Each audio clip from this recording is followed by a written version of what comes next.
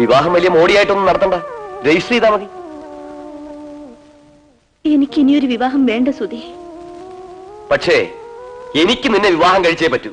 ഇല്ല, ഞാൻ അതിന് സമ്മതിക്കില്ല. എന്നെ വിടുന്നുണ്ടോ? വിടാൻ. എടീ, വേണ്ടി വന്നാൽ നിന്നെ ഇവിടുന്ന് തൂക്കിയെടുത്തോണ്ട് പോകും. കാണണോ?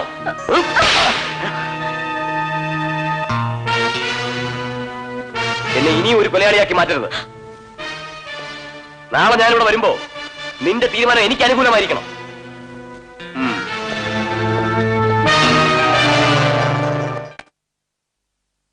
ഇതിനാണോ അസുഖമായി കിടക്കുന്ന കൂട്ടുകാരനെ കാണാനെന്ന് പറഞ്ഞ് എന്നെ ഇങ്ങോട്ട് കൂട്ടിക്കൊണ്ടുവന്നത്?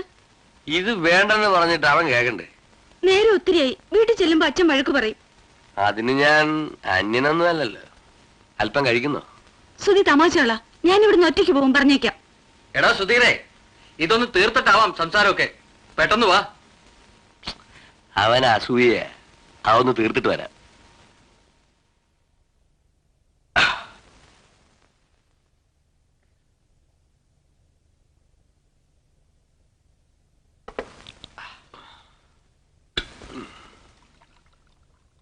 എടാ, എല്ലാം ഇതിൽ ഒഴിച്ചെന്തിനാ? നിനക്ക് വേണ്ടേ? ഇനി ഒരു തുള്ളി പോലും കുടിക്കരുതെന്ന ഡോക്ടർ എന്നോട് പ്രത്യേകം പറഞ്ഞിരിക്കുന്നത്. ഇത് മുഴുവൻ കഴിച്ച ഞാൻ ഓവറാവും. ആയിക്കോട്ടെ, നിന്നെ താങ്ങിക്കൊണ്ടു പോവാൻ മുറപ്പെണ്ണ് കൂടെയില്ലേ, പിന്നെന്താ?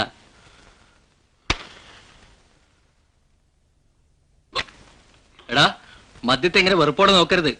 ഒടുവിൽ അതിന് തെണ്ടേണ്ടി വരും. നിന്റെ ഒടുക്കത്തെ ഒരു ഫിലോസഫി.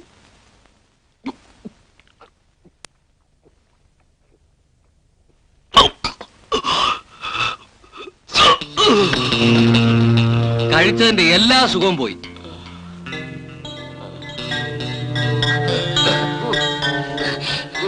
സുധി, എന്താ ഇതൊക്കെ?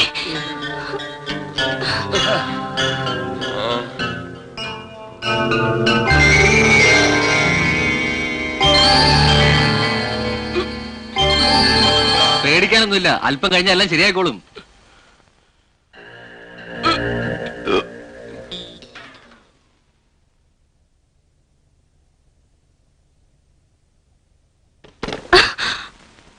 എന്താ ഇത്?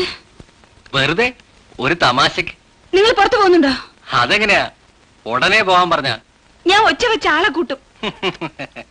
ഇവിടെ ഒരാളും വരില്ല. ഈ വീട്ടിലൊരു കൊലപാതകം നടന്നാൽ പോലും ഈ രാജ്യത്ത് ഒരുത്തിനും അറിയില്ല.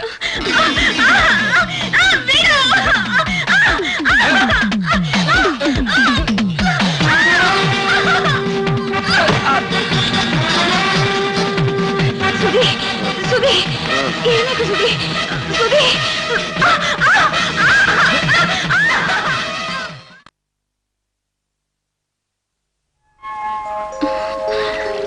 ഞാനിപ്പോ വരാം.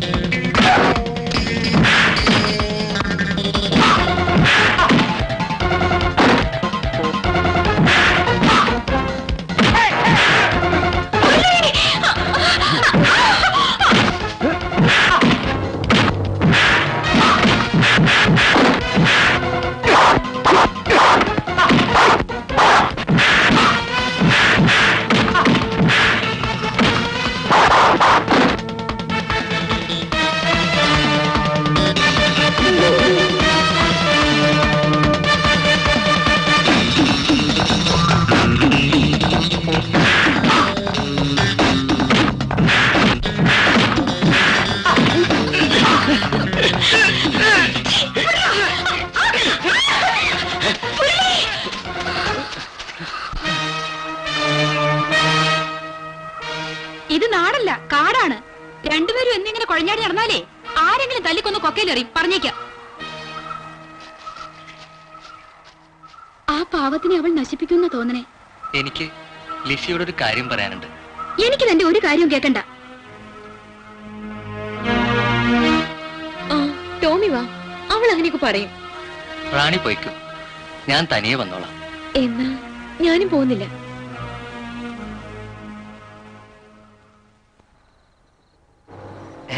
വരൂ, പോലീസായിരിക്കും.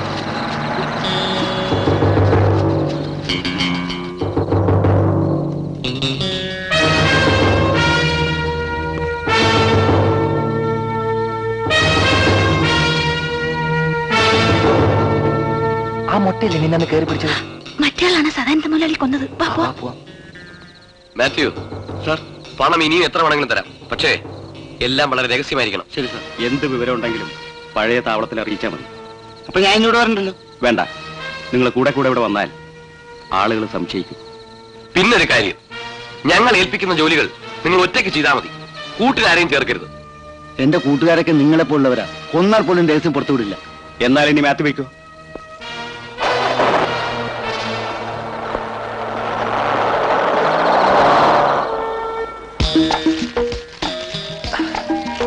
ഇനിയിപ്പോ എന്ത് ചെയ്യും രവി? കാട്ടിലും നാട്ടിലും നിൽക്കാൻ നിവൃത്തിയില്ലാതായല്ലോ. നമുക്ക് പോലീസിനെ വിവരം അറിയിച്ചാലോ? അച്ഛന്റെ കാര്യം ഓർത്തിട്ടാണ് എനിക്ക് പേടി. അച്ഛൻ കുറ്റം ചെയ്തിട്ടല്ലേ, ശിക്ഷ അനുഭവിക്കട്ടെ. ഇങ്ങനെ ജീവിക്കുന്നതിനേക്കാൾ നല്ലത് ആത്മഹത്യ ചെയ്യാണ്. അതിന് നമ്മൾ ജീവിക്കാൻ തുടങ്ങിയിട്ടല്ലേ ഉള്ളൂ. അതിനു മുമ്പ് ആത്മഹത്യയെ കുറിച്ച് ചിന്തിച്ചാലോ?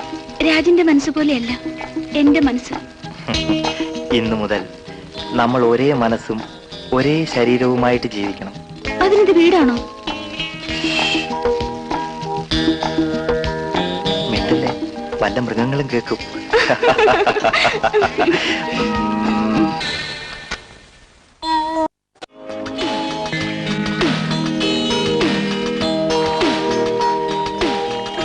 എന്താ സുധീർ? ഞാൻ ലതിയെ സഹായിക്കാൻ വേണ്ടി വന്നതല്ലേ. അമ്മ കണ്ട എന്ത് വിചാരിക്കും? അമ്മാവനും അമ്മായിയും അമ്പലത്തിലേക്ക് പോകുന്ന കണ്ടിട്ടാണ് ഞാൻ ഇങ്ങോട്ട് കയറിയത്. മറ്റാരെങ്കിലും ഇങ്ങോട്ട് വന്നാലോ? എന്നാ വാതിലടച്ചേക്കാം. ശ്ശോ, ഈ സുധിയെ കൊണ്ട് ഞാൻ തോറ്റു.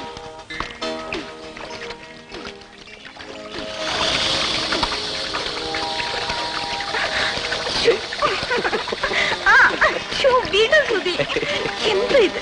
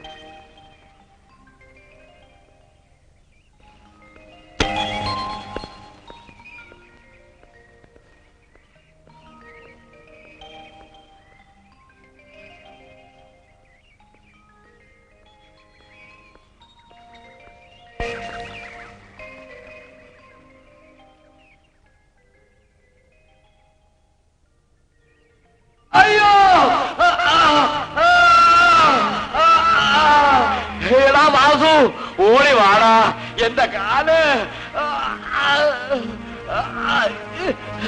എന്താ എന്താ കരയുന്നേ? മോളെ എന്റെ കാല് ഈ കല്ലിനിടെ കുടുങ്ങിപ്പോയി മോളെ. കാല് വലിക്കല്ലേ, ഞാൻ ഈ കല്ലിളക്കി മാറ്റാൻ പറ്റുമോ നോക്കട്ടെ.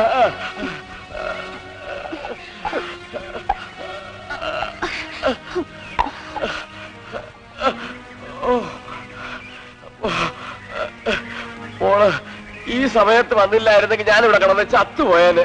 നിങ്ങൾ ഒറ്റയ്ക്ക് കാട്ടിലിറങ്ങി നടക്കുന്ന എന്തിനാ? എന്റെ മോനെ അന്വേഷിച്ചിറങ്ങിയതാ. അവനെ ഒരു രാക്ഷസി കൈവിഷം കൊടുത്ത് വിളിച്ചോണ്ട് പോയി. അതെന്തിനാ? അവര് തമ്മിൽ സ്നേഹമായിരുന്നത്രേ. അവളെ എന്നെങ്കിലും എന്റെ കൈ കിട്ടിയ അന്ന് ഞാൻ വെടിവെച്ചു കൊല്ലും. ഞാൻ പോട്ടെ. മോള് സിനിമാക്കാരിയാണോ? അതെ. മോളെ എന്നെ ഒന്ന് പിടിച്ച് എഴുന്നേൽപ്പിക്കാമോ? വരൂ.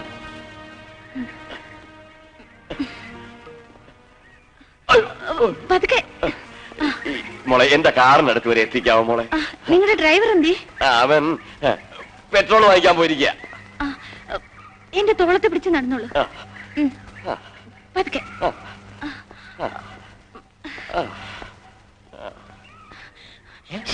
ആരാ?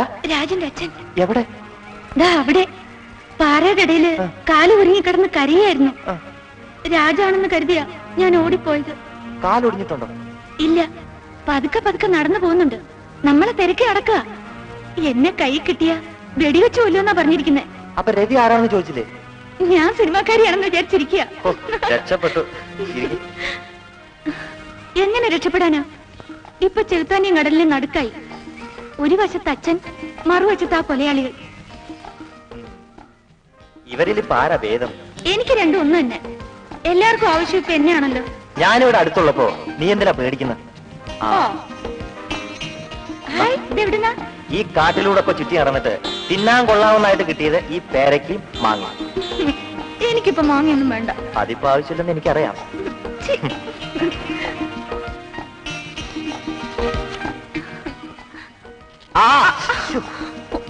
സോറി, കഴിക്കും.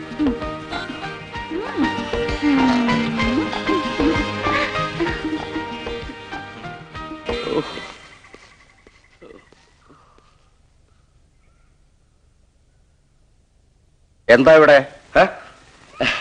വെറുതെ കാട് കാണാൻ ഇറങ്ങിയതാ. കയ്യിൽ എത്ര രൂപയുണ്ട്? അയ്യോ ഒന്നുമില്ല. ഉണ്ടായിരുന്ന മുഴുവൻ പെട്രോൾ വാങ്ങിക്കാൻ കൊടുത്ത് വിട്ടിരിക്കുക. നുണ പറയരുത്. സത്യമായിട്ടും ഒരു സാധനം ഞാൻ കൂടുതൽ കൊണ്ടു നടക്കാറില്ല. ആ വാച്ചിങ് കഴിക്കാൻ വേണോ? അഴിക്കടാ. തന്നേക്കാം. ഇതാ.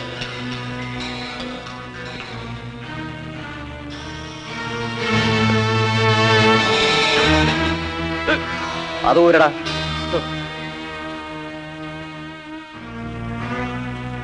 മാലയില്ലേ? ഉണ്ട്. ഊരടാ. ഇനി എന്റെ ഈ കണ്ണട മാത്രമേ ഉള്ളൂ കയ്യില്. പവർ ഗ്ലാസ് ആണോ? അതെ. ആ അത് അതിനടുത്തോ. പിന്നെ ഒരു കാര്യം, നമ്മൾ തമ്മിൽ നടന്ന ഈ ഇടപാട് പുറത്താരും അറിയരുത്. ഇതെന്തൊരിടപാട്? പിടിച്ചുപറിക്കാരനാണെങ്കിലും അവന്റെ ഒരു അന്തസ്സും അധികാരവും കണ്ടില്ലേ?